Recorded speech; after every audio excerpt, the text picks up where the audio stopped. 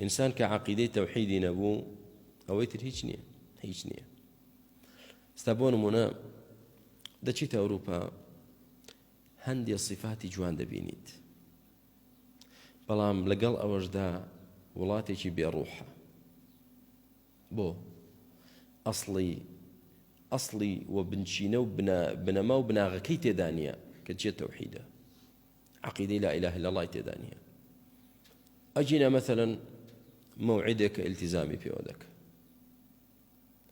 پاک و خاوێنیەکە، یعنی ئێمە لە سیارەدای ساردێک دەخۆیتەوە و جامەکەی دەکەیتەوە فڕی دەدەیت دەرەوە.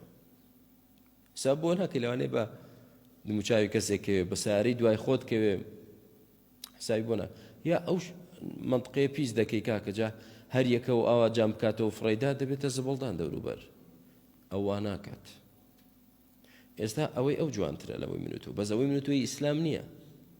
ئیسلام وای فێر نەکردوین کە ئاوا ئێمال بین و پیس و پۆخەڵ بیت و حساب بۆ هەندێشتی بچووک نەکەی. نە، ئیسلام فێری کردووی هەموو شتێکت بە جوانی و ڕێکپێکی بێ. تۆ نایکەی ئەو دەیکات کە دەیکات دەڵێ وەڵڵاهی شتێکی جوانە، ئەو سیفەتە جوانە، باش، بەڵام چی لەگەڵ نییە؟ تەوحیدی لەگەڵ نییە، مع الأسف ئیمانەکەی لەگەڵ نییە.